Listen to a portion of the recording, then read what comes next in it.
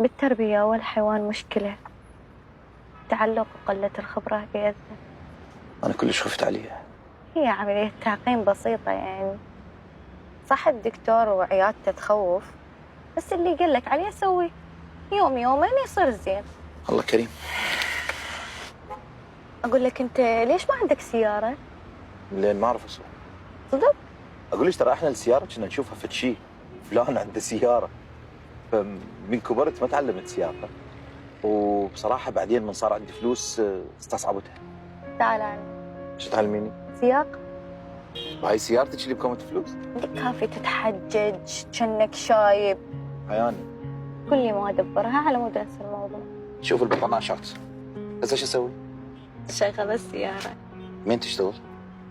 دوس البصمة تشتغل السيارة. ياهي وين البصمة؟ هاي البصمة. هاي الدقمة؟ ايه هاي الدقمة.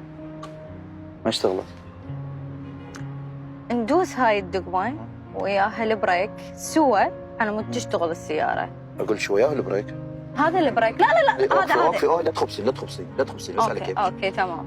لا تخبصيني. هذا البريك. أدوس البريك الثاني. وأدوس الدقمة سوا؟ ايه سوا. اشتغلت. وهسه شو اسوي بعد؟ هسه نذبدي. اقول لك هي كلها ارقام، يا هو الدي من عندهم. هذا الدي. هذا الدي. انا؟ ايه. وين يا هو؟ هذا الديش كبره اقراه. ليش تصيحين؟ اي مو انت شلعت القلبي.